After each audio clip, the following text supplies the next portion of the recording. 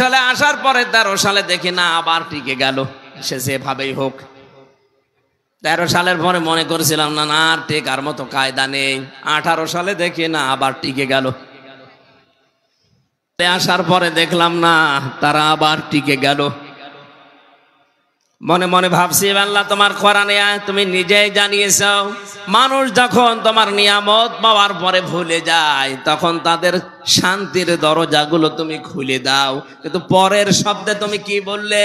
হাত্তা ইদা ফারিহু বিমা উতু, যখন তারা আমার দানকৃত এই বস্তু, এই শান্তি, স্বস্তি, নিরাপত্তা, প্রভাব প্রতিপত্তি, ক্ষমতা এগুলো পাওয়ার পরে যখন আনন্দে আত্মহারা হয়ে যায়, আল্লাহ বলেন আখাযনাহুম বাগতাতান, আমি আল্লাহ আকস্মিক ভাবে তাদেরকে আমি নিজে ধরি।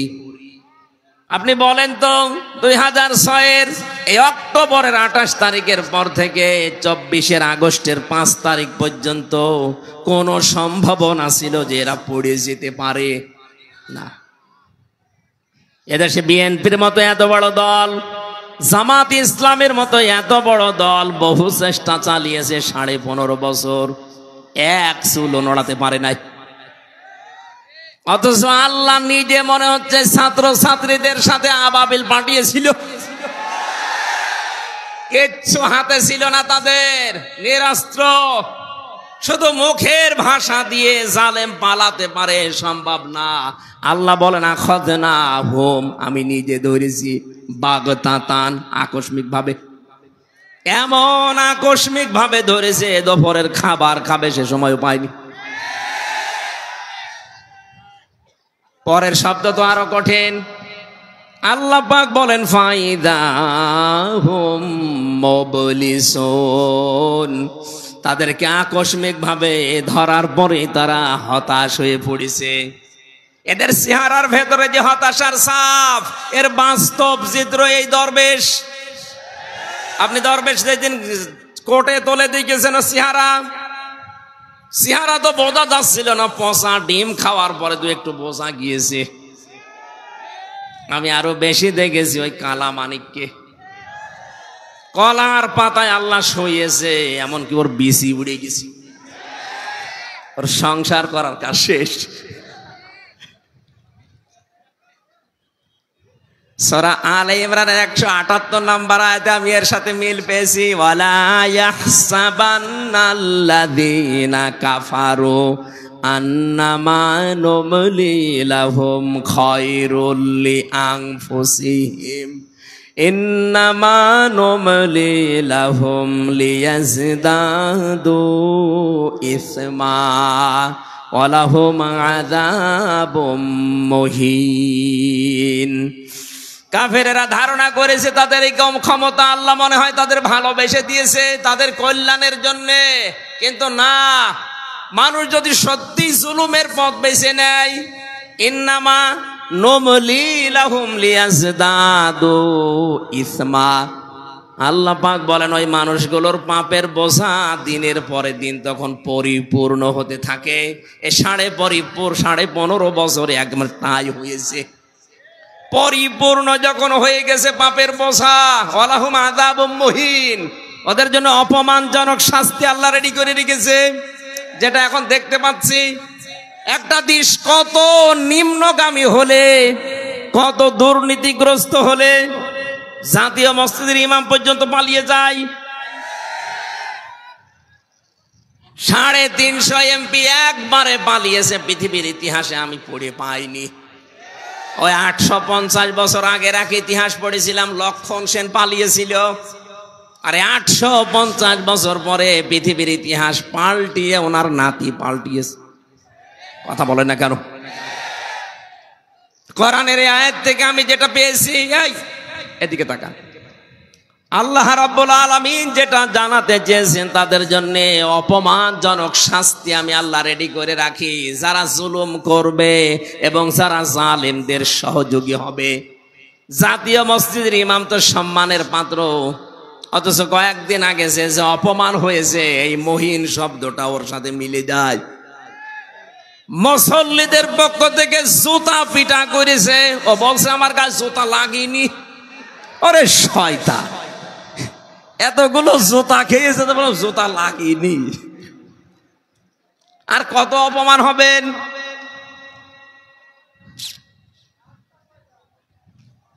রাজশাহীবাসী সূরা নামের 44 নম্বর আয়াতের পরের অংশ বলছি। এবার ওদের যে আল্লাহ হতাশ করে দিয়েছে, ওরা নিরাশ হয়ে গেছে। আল্লাহ বলেন ফাকুতিয়া দাবিরুল কওমিল্লাযীনা যালামু, জালেমদের শিকড় কেটে দেওয়া হয়েছে। কেটেছে কে জানা নেই। ফাকুতিয়া মজহুল, এর ফাইল জানা নেই। সুতরাং এই দেশে জালেমদের শিকড় কাটা আরম্ভ হয়েছে। এদেশে জালেমদের কোনো শিকড় থাকবে না। কে কাটবে কেউ জানবে না। আমরা চাই যারা বড় জালেম ছিল, যারা মাঝারি জালেম ছিল, যারা ছোট জালেম ছিল, প্রত্যেকের তালিকা করে করে মোড়ে মোড়ে টাঙিয়ে দেন। কোন জালেম যেন আর এই বাংলাদেশে প্রবেশ করতে না পারে, নিজের এলাকায় যেন আর প্রতিষ্ঠা না পায়। এই কথা বলা লাগবে। এটা ওদের জুলুমের পুরস্কার। কারণ জালেমদের দুনিয়াও শেষ, আখেরাত তো শেষ হয়ে গেছে আগেই। জালেমদের জন্য আখেরাতে কিচ্ছু নেই। জালেম মরবে আর জাহান্নামে যাবে। কারণ জালেমরা আল্লাহর মামলার আসামি। শব্দটা অনেক ভারী।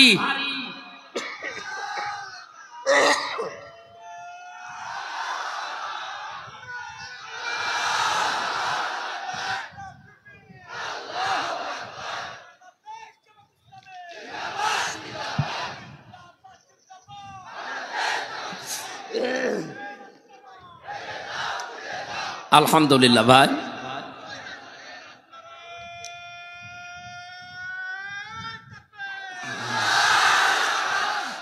যারা এখনো পর্যন্ত এই দুঃসাহস দেখাচ্ছেন যে আমি পাশাপাশি আছি, চট করে ঢুকে পড়বো, আগে কিন্তু আর সেই 2024 সালের 5 আগস্টের আগের বাংলাদেশ এখন আর নেই। আমি সারা বাংলাদেশের 560টার উপরে থানায় ঘুরছি। সারা দেশে অবস্থায় একই। জালেম দেখলেই তাদের শিকড় কেটে দিচ্ছে। কোরআন জানাচ্ছে, কে কাটছে জানা নেই। জালেমদের ভেতরে ভয় লাগিয়েছে কে? যারা নিজেরা ভয় পায় তার প্রমাণ ওই যে গোপালগঞ্জের উনি বলছে, আপা ভয় পাবেন না, আপনি ঘাবড়াবেন না, আপনি ঘাবড়ালে আমরা নরম হয়ে যায়। ওরা যে নরম হয়েছে, ওদের শিকড় যে কেটে গেছে, এ কথা কার? জালেমদের ব্যাপারে ভয়ঙ্কর একটা কথা কোরআনে কারিমে আমি পেয়েছি। সূরা শূরা 42 নম্বর আয়াত, ইন্নামাস সাবিলু আলাল্লাযীনা ইয়াযলিমুনান নাস।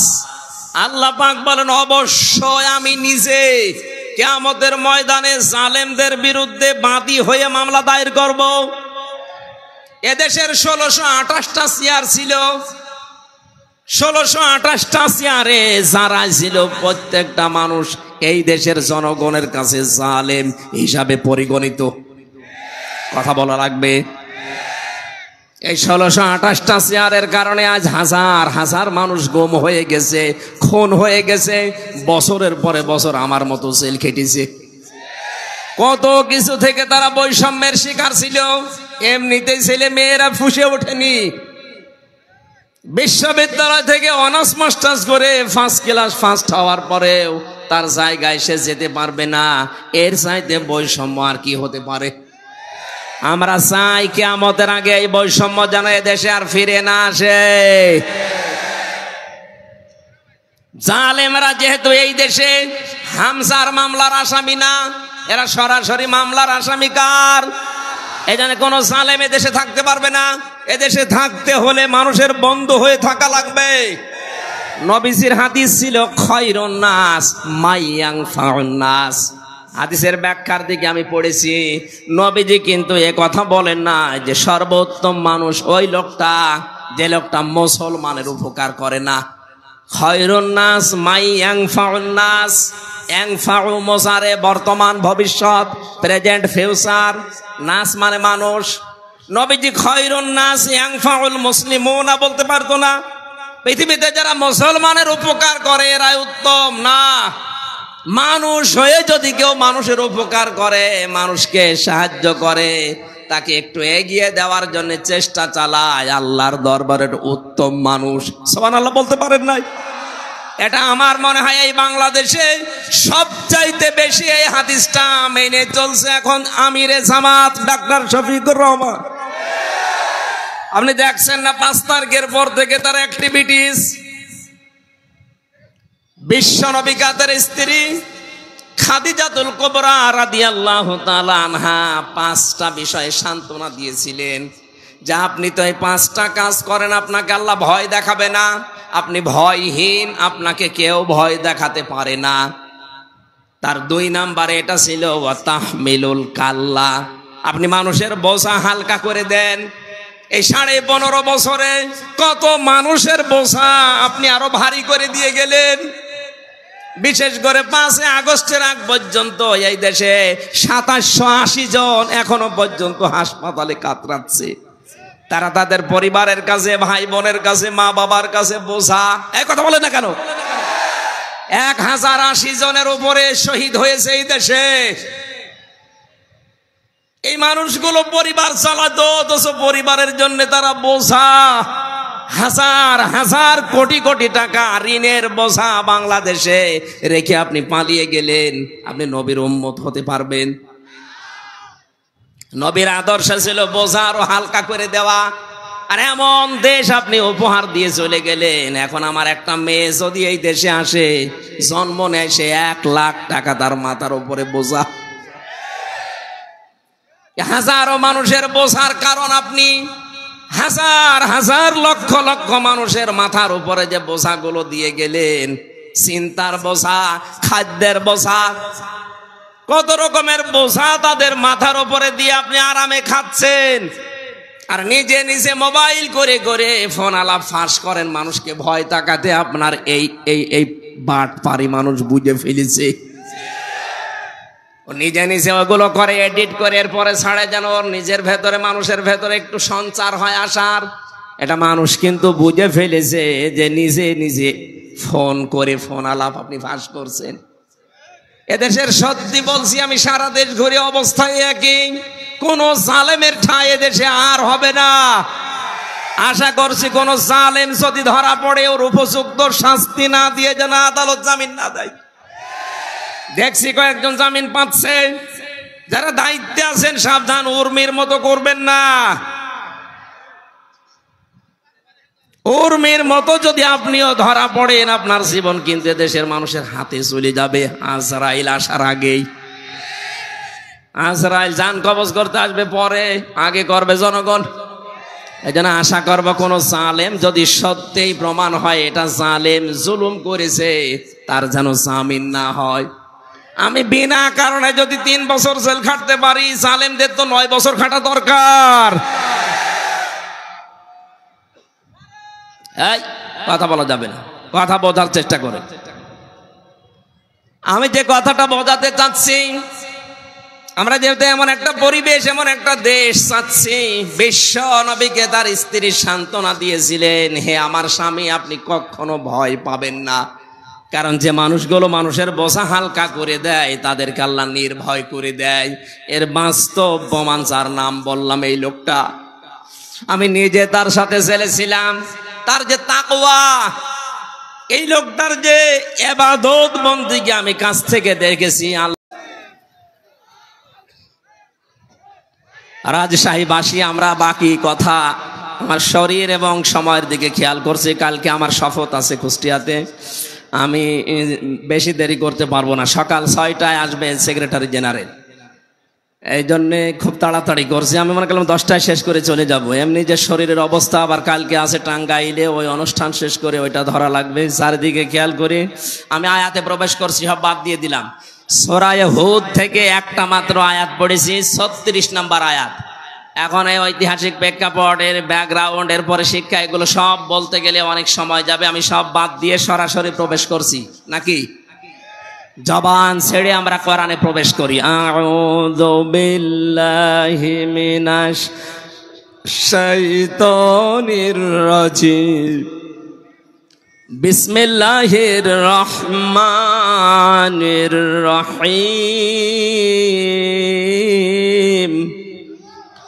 وأوحي إلى نوح أنه لا يؤمن من قومك إلا من قد آمن فلا تبتئس بما كانوا يفعلون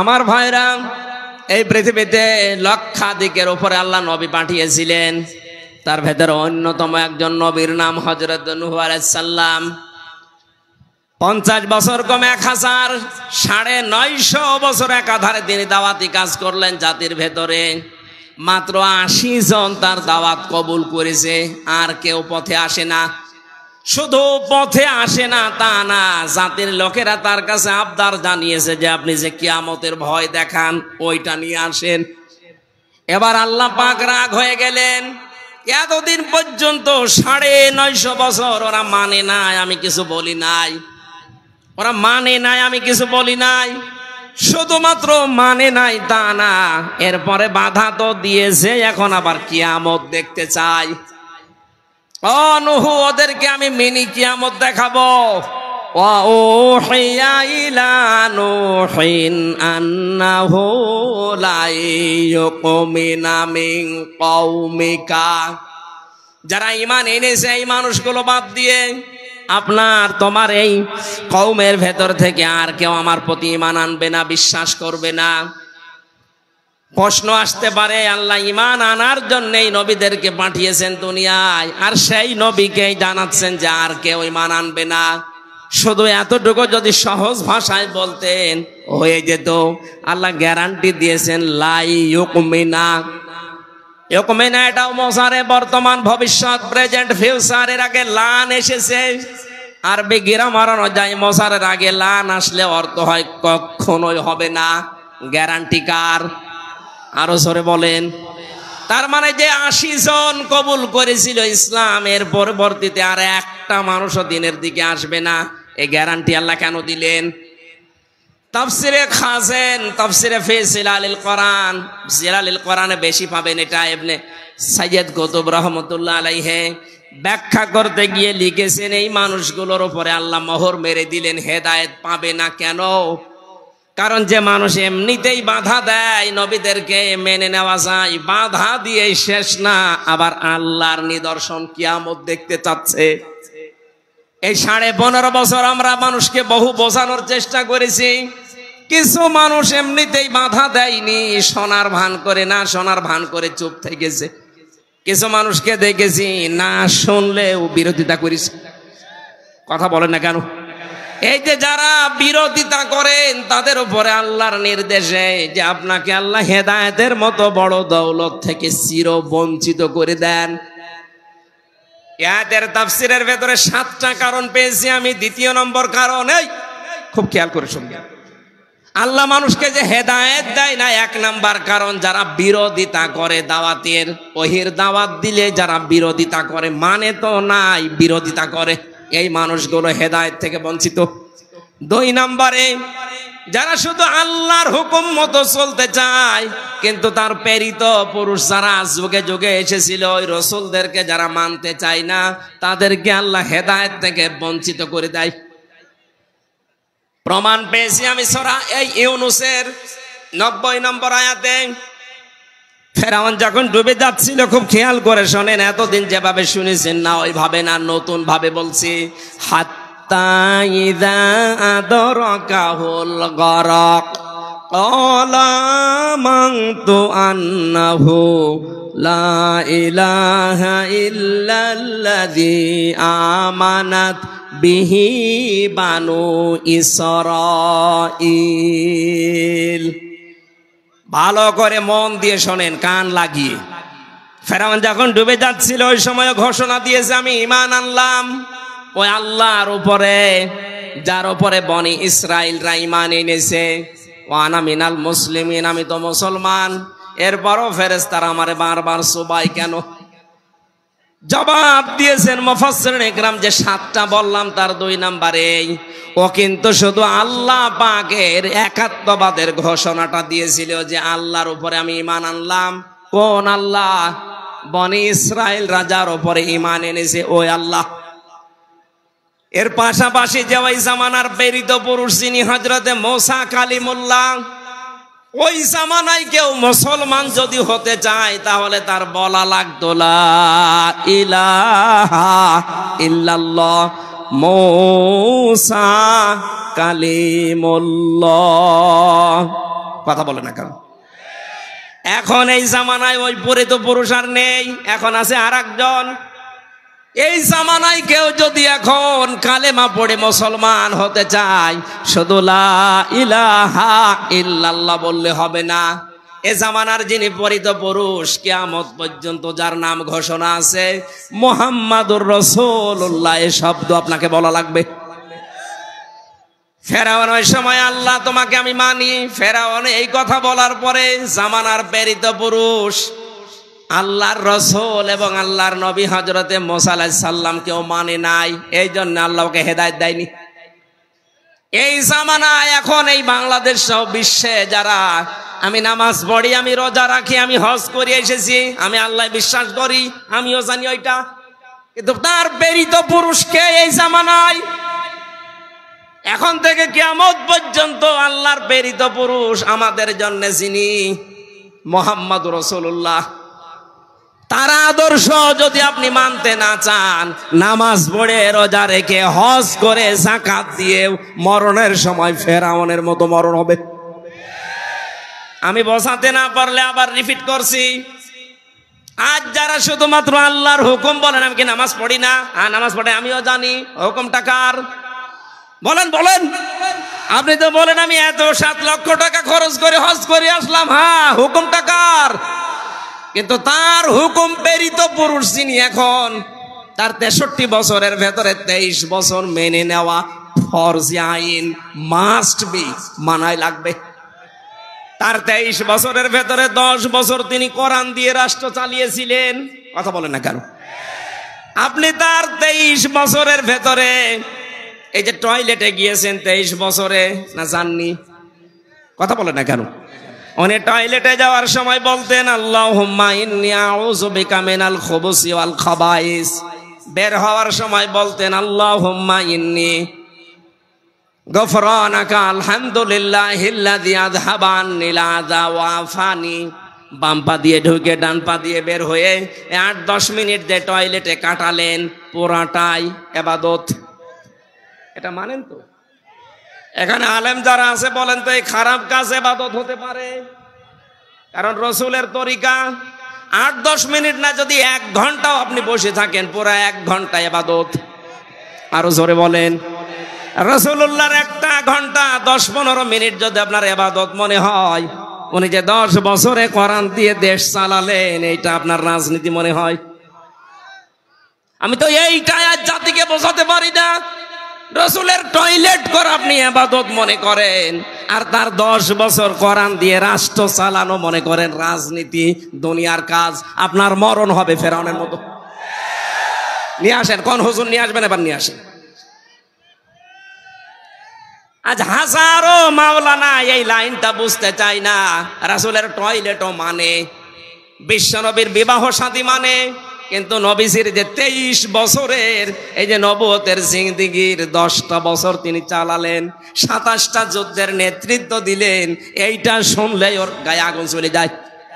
ও তখন উল্টা পাল্টা কথা, হ্যাঁ এটা রাজনীতি হচ্ছে, এটা দুনিয়ার কাজ, এটা জঙ্গিপনা, এটা মৌলবাদের কাজ। আপনি বলতে পারলেন এটা মুসলমানদেরকে যদি এই দেশে কেউ আর কিয়ামতের আগে মৌলবাদ বলে, তাকে আমরা উচিত শিক্ষা দেব ইনশাআল্লাহ। কিসের মৌলবাদ? এই শব্দের ধোয়া তুলেই তো এই 15.5 বছর হাজার হাজার মানুষ গুম হয়েছে। এই মৌলবাদ, মৌলবাদ, জঙ্গিবাদ, এই ধোয়া তুলেই হাজারো মানুষকে আয়না ঘরে নিয়ে হত্যা করা হয়েছে। এই ধোয়া তুলে আমার 3 বছর জেলে রেখেছে, এই ধোয়া তুলে। জঙ্গিবাদের মামলা। কি জঙ্গি কি করেছি আমি? যে মামলার নাম দিয়েছে আনসার আল কি যেন ছাতা জীবনে নামই শুনিনি। সুতরাং এই ধোয়ার কারো ফাঁদে পা দিয়ে যেন তুলতে না পারে কেউ। অনেকে দেখছি তুলছে যে মৌলবাদের উত্থান এই দেশে হবে না। এ কথা যারা বলছেন আপনি সংশোধন হবেন। মুসলমানদেরকে মৌলবাদ বললে এই দেশে আপনারও জায়গা হবে না ইনশাআল্লাহ।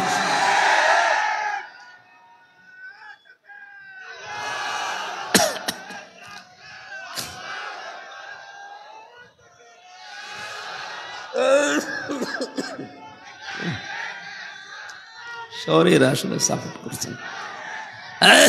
বসে পানি খেলে আরো কাশি হচ্ছে। ডাক্তার আমারে বলছিল যে স্যালাইন ঢুকিয়ে দেয়, আপনি হাসপাতালে শুয়ে থাকেন। এখন এই স্যালাইন দিয়ে এবার শুয়ে থাকা লাগবে।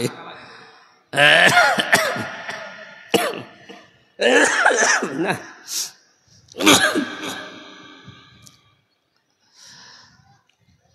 যতগুলো পয়েন্ট নিয়ে আসি সামনে সবগুলো বলতে গেলে তো শরীর সাপোর্ট করছে না। খুব তাড়াতাড়ি করি ভাই। হেদায়েত থেকে নিজেকে বঞ্চিত করে দিয়েন না। নূহ আলাইহিস সালামের জামানায় মাত্র 80 জন, এরপরে আর কেউ আসে নাই। আল্লাহ বললেন ইল্লা মান কদ আমান, যারা এনেছে এবার আর আনবে না। ফালা তাবতাইস বিমা কানু ইয়াফআলুন, আফসোস করবেন না, হতাশ হবেন না, দুঃখে ভেঙে পড়বেন না। ওদের কাজগুলো ওদের করতে দেন। আমরা এইটার উপরে আছে, বহু ওয়াজ করেছি। 15.5 বছর চলছে, কোরআনের বাকি 50টা বছর চেষ্টা চালিয়েছি। হেদায়েত পাওয়ার মতো মানুষ আমরা দেখছি খুব কম। যদিও আগস্টের 5 তারিখের পর থেকে দেখতে পাচ্ছি হ্যাঁ অনেক কিছু বেড়ে গেছে। আল্লাহ পাক যেন এই ধারাটা অব্যাহত রাখেন, বলেন আমিন। একটা জরিপ পেয়েছিলাম আমি, আগস্টের 5 তারিখের পর থেকে 1 মাস 5 দিনে, মাত্র 1 মাসের ভেতরে সেপ্টেম্বরের 5 তারিখ, তার মানে 1 মাস হয়। সেপ্টেম্বরের 5 তারিখে একটা জরিপ পেলাম, এই দেশে 100 জনের 14 জন মানুষ এখনো পর্যন্ত ওই জালেমদের সাপোর্ট করছে। 100 জনের 28 জন মানুষ আছে থালা নিয়ে শুধু খাবো খাবো এই ধান্দায়। 100 জনের 58 জন মানুষ এখন চায় এদেশে আল্লাহর এই বিধান চালু হোক। যেহেতু বাতাস লেগে গেছে, আল্লাহর রহমত অবশ্যই আছে, আমরাও চাই আর কিছুদিন যেতে দেন, দেখবেন এই দেশে 100 জনের 100 জনই চাইবে আল্লাহর এই বিধানটা কায়েম হোক। কিন্তু এই যে 28 জন থালা এখনো হাতে পায়নি, অথচ এর ভেতরে শুধু উল্টা পাল্টা কথা, দেন দেন। কি দেব? 1 লোক বিবাহ করার পরে বাসর রাতে বউ রেখে বাইরে গেছে, দাদি শাশুড়ি এসে বলছে কি গো নাতি বউ, আমার কিন্তু নাতি চাই, পতি চাই। শাশুড়ি এসে বলছে বৌমা কি করবা আমি জানি না, আমার কিন্তু নাতি চাই। দেবর আর ননদ এসে বলছে ভাবি কি করবা আমরা জানি না, আমাদের কিন্তু ভাতিজা চাই। স্বামী এবার এসে বলছে কই আমার বেবি চাই। ও মাথা উঁচু করে বলছে তোমার বংশ কি সব পাগল, আমার এখনো কিছু হয়নি, এখনো 10 মাস 10 দিন সময় দাও, সংসার হোক, এরপরে কারো বেবি, কারো নাতি, কারো ভাতিজা, কারো পতি সব হবে। কথা বলে না কেন? কেবল মাত্র 15.5 বছরের জঞ্জাল বিদায় করে কেবল হাতে নিয়েছে, আর এর ভেতরে খালি দেন দেন দেন। আপনার নাতি দেবে, আপনার পতি দেবে, আপনার ভাতিজা দেবে, আপনার বেবি দেবে, ওকে ফ্লাক্সি লোড করে নিয়ে আসবে। ওরে সময় দেবেন না একটু? 15.5 বছরের জঞ্জাল এখনো কি বিদায় হয়েছে? 100 জনের 65 জন আমরা দেখতে পাচ্ছি অনেকে বিদায় নিয়েছে, পরিবর্তন অলরেডি হয়ে গেছে, আর বাকিগুলোরও থাকার দরকার নেই। পোড়াটা পাল্টিয়ে ফেলুক, সংস্কার করা, যেহেতু সংস্কার আন্দোলন, এটা যেই 9টা দফা দিয়েছিল ছাত্র আন্দোলনের এই ভাইরা, তার ভেতরে সংস্কার তারা চায়নি, আমরা চাই সংস্কার করে হাতে দিক। নাই তো এখন দেন দেন করলে আবার দিনের ভোট রাতে হয়ে যাবে। কথা বলেন না কেন? খুব বেশি দিনও না, আমরা সঙ্গত সময় অন্তত 10 মাস 10 দিন লাগে একটা বাচ্চা হতে, সেই সময় তো দেওয়া লাগবে। যেন আমাদের দুঃখ আফসোস নেই, যে যা করছেন করেন, তার হিসাব তাকে দেওয়াই লাগবে। আল্লাহ রাব্বুল আলামিন হযরত নূহ আলাইহিস সালামকে এবার আদেশ দিলেন, ওরা যা আরম্ভ করেছে শুধু কিয়ামত চাই তা তো বলে না, আপনার উপরও এবার অত্যাচার জুলুম নির্যাতন একেবারে শেষ করে ফেললো। আমি আল্লাহ আপনাকে আদেশ দিলাম, ওয়াসনাইল ফুলকা বিআয়ুনিনা ওয়া ওয়াহয়িনা ওয়ালা তুখাতিবনি ফিল্লাযিনা যালামু ইন্নাহুম মুগরাকুন। রব্বুল আলামিন বলেন, একটা নৌকা কিস্তি বানাও, কিস্তি তৈরি করো আমি আল্লাহর নির্দেশ মতো, আমার চোখের সামনে, তার মানে আমার তত্ত্বাবধানে। নির্দেশ কার? আরো জোরে বলেন। আল্লাহ পাকের নির্দেশ মতো, তার ওহী মতো, তার চোখের সামনে, তার মানে তার কুদরত অনুযায়ী নূহ নবী নৌকা বানালেন 3 তলা। 3 তলা নৌকায় তিনি তুলতে বললেন তার আহাল পরিবারের শুধু সন্তান আর স্ত্রী বাদ দিয়ে বাকিগুলোকে। 2 নম্বরে জোড়ায় জোড়ায় পশু আর পাখিকে। 3 নম্বরে ওই 80 জন ইমানদারকে। মুফাসসিরে আয়াত থেকে তাফসিরে ফি জিলালিল কোরআন শিক্ষা দিতে চেয়েছেন, নূহ নবীর নৌকা এটা আল্লাহর নির্দেশে তৈরি হয়েছিল। আজ বাংলাদেশে অনেকে এই ঘোষণা কিন্তু দিয়ে ফেলেছিলেন, আমাদের এই নৌকা ও নূহ নবীর নৌকার সাথে মিল আছে। নূহ নবীর নৌকাকে আল্লাহ বললেন, তোমার আহাল পরিবারের ভেতরে যে 2 জন আছে বেঈমান, তোমার ছেলে আর তোমার স্ত্রী, তাদেরকে নেওয়া যাবে না। আর ওই যে 80 জন ইমানদার, ওদেরকে নাও, বাকি কোনো বেঈমান যেন নৌকায় না ওঠে। আর আপনি কি করলেন এই 15.5 বছরে? নৌকা তো পুরা বেঈমান দিয়ে ভর্তি করা। কোন ইমানদার ওই নৌকায় ছিল? যেটা মনে করতাম ইমানদার এই দরবেশ, এটা আরো বড় হারাম। দাড়ি কেটে নম হয়ে গেছে। 36,000 কোটি টাকা। জীবনে আমার মনে হয় আমি যদি 100 বছর হায়াত পাই তাও গুণে শেষ করতে পারি। আমি গ্যারান্টি দিতে পারি, ডাক্তার শফিকুর রহমান জানিয়েছেন 5 বছর 10 বছরের জন্য একটু আমাদের হাতে দেন, 36,000 কোটি না, 36 পয়সা এ দেশ থেকে চুরি হবে না ইনশাআল্লাহ। আপনি একটু দিয়ে দেখেন না কেন? 53 বছর তো বিভিন্ন জায়গায় আমরা দিয়েছি।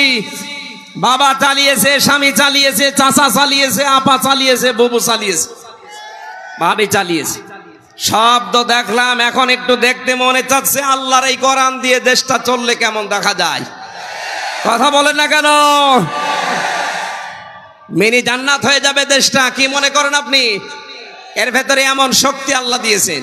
খালি 500 আয়াত আছে শরীয়তের বিধান, এগুলো একটু চালু করে দেন, এই বাংলাদেশ মিনি জান্নাত হয়ে যাবে। অনেকে বলছে তাহলে একটু ডাল মাইল খাই, এগুলো কি হবে?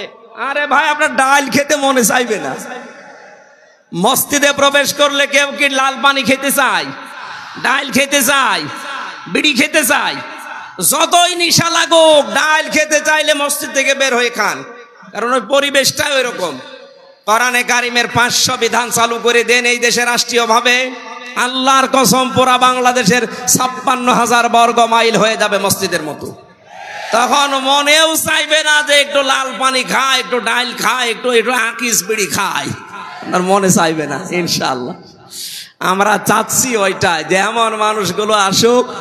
আপনি মানুষ জান্নাত চায় কিন্তু মরতে চায় না, ন্যায় বিচার চাই বারবার, অথচ ন্যায় বিচার করবে যারা সৎ লোক, সে মানুষগুলোকে আমরা দিতে চাই না। কথা বলেন না কেন? সুতরাং নূহ নবীর নৌকায় ওঠার শর্ত ছিল ইমানদার হওয়া লাগবে, আর আমাদের এমন নৌকা বেঈমান হওয়া লাগবে। আল্লাহ তাআলা বলেন, নৌকা যখন ছাড়বা সাবধান, ওয়ালা তুখাতিবনি ফিল্লাযিনা যালামু ইন্নাহুম মুগরাকুন। ওদেরকে আমি যখন ডুবাবো, এই জালেমদেরকে ডুবন্ত অবস্থায় দেখে, ওটা যদি ছেলে হয়, স্ত্রী হয়, তারপরও আমি আল্লাহর কাছে ওকে বাঁচানোর জন্য কোনো কথা বলতে পারবা না। আমার মনে হয় সেই পরিবেশে 15.5 বছর পরে আল্লাহ দিয়ে দিয়েছে। নৌকা যেমন ডুবতেছে, জালেমরাও বিভিন্ন জায়গায় ডুবতেছে। কথা বলেন না কেন? ইমানদার আমরা যারা আছি, যারা নির্যাতন অত্যাচার জুলুমের শিকার ছিলাম, এই মাজলুম মানুষ, ওদের দৃশ্য দেখে এখন যদি মায়া কান্না করে, না এটা আমার অমক দোলা ভাইয়ের শালীর মেয়ের অমক ছিল, এটা বাঁচাও না, জালেমদের ক্ষমা নেই। কথা বলেন না কেন? এ ফতোয়া আমি নিজে বানালাম। অলা তুখাতিবনি ফিল্লাযিনা যালামু, জালেমদের পক্ষে ওকালতি করবেন না। ওদের শাস্তি যদি না হয়, নূহ আলাইহিস সালাম বলেছিলেন রব্বিলা তাদার আলাল আরদি মিনাল কাফিরিনা দাজ্জারা, ওদের একটা আন্ডা বাচ্চা পর্যন্ত যেন জীবিত না থাকে, কারণ যেইটা বাঁচবে ওইটা আরেকটা হারামি জন্ম দেবে। আমরা চাচ্ছি আল্লাহর এই ফতোয়াকে সামনে রেখে কোনো জালেমের পক্ষে ওকালতি করব না, ওর যা শাস্তিও আগে পাক, তাহলে এই দেশে আর কেউ নতুন করে জুলুম করার সাহস দেখাবে না ইনশাআল্লাহ। হাদিস পড়েছিলাম, যে ব্যক্তি কোরআন শরীফ পড়ে আর কোরআনকে এজহার করার চেষ্টা করে, এজহারের 7টা অর্থ আছে প্রধান। এর প্রথম অর্থ এজহার মানে দাঁড় করানো, এজহার মানে কি? এরপরে স্পষ্ট করা, এজহার মানে বিজয়ী করা। সুতরাং যে ব্যক্তি কোরআন আমরা পড়ি, যারা কোরআনকে বিজয়ী করার জন্য যদি চেষ্টা চালায়, ফাহাল্লা হালালাহু ওয়া হাররামা হারামাহু, এর ভেতরে হালালকে হালাল জেনে তখন আমরা মানতে পারবো, হারামকে হারাম জানার পরে তখন ছেড়ে দেওয়া সহজ হবে। কথা বলেন না কেন? আল্লাহর নবী বলেন আদখালাহুল্লাহুল জান্নাহ। যদি পরিবেশ এরকম হয়ে যায়, কোরআন যদি বিজয়ী থাকে, হালালকে হালাল জেনে মানতে পারো, হারামকে হারাম জেনে ছেড়ে দিতে পারো, দেখবা পুরা পরিবেশটাই জান্নাতের পরিবেশ হয়ে যাবে। ওখান থেকে বিদায় নিলেই আদখালা, এটা মাঝি, নবীজি বলেন আদখালাহুল্লাহুল জান্নাহ, আল্লাহ তাকে জান্নাতে দিয়েই দিয়েছে। আমরা এরকম একটা দেশ চাই না যেখানে মরলেই জান্নাত পাওয়া যাবে। কথা বলেন ঠিক কিনা? আল্লাহ এরকম একটা পরিবেশ, আমার জীবনের সবচাইতে বড় আকাঙ্ক্ষা, তামান্না, যে এইটা দিয়ে দেশ চলছে এটা যেন দেখে মরতে পারি। আরো জোরে বলেন আমিন, বলেন আমিন। এই আকাঙ্ক্ষা আল্লাহ যেন পূরণ করেন আমাদের, আল্লাহুম্মা আমিন। লা ইলাহা ইল্লা আনতা সুবহানাক ইন্নী কুনতু মিনাজ জালিমিন। রব্বুল আলামিন, অসুস্থ শরীর নিয়ে ঘন্টা খানিক কথা বলেছি তোমার বান্দা বান্দীদের সামনে। কোরআনে কারিমের যে কথা বোঝাতে চেয়েছি, আশা করি সবাই বুঝেছে। এটা আমল করার তৌফিক সবাইকে দিয়ে দাও। বড় আশা, বড় আকাঙ্ক্ষা, বড় তামান্না জীবনে আমার, তোমার এই কালাম দিয়ে বাংলাদেশটা চলছে এটা দেখার। আল্লাহ আমার চর্ম চোখে এটা দেখে মরার তৌফিক দিও। যে পরিবেশ তুমি আমাদের হাতে তুলে দিলে, পরিবেশটা তুমি দীর্ঘস্থায়ী করে দাও। কোরআনে কারিম যেন তোমার এই জমিনে বাস্তবায়ন হয়ে যায়। বান্দা বান্দীদের মন দিল এই দিকে ঝুঁকিয়ে দাও। এ বিশাল আয়োজন করতে গিয়ে বাংলাদেশ জামাত ইসলামী কিশোরহাট পৌরসভার উদ্যোগে যারা শ্রম দিল, আল্লাহ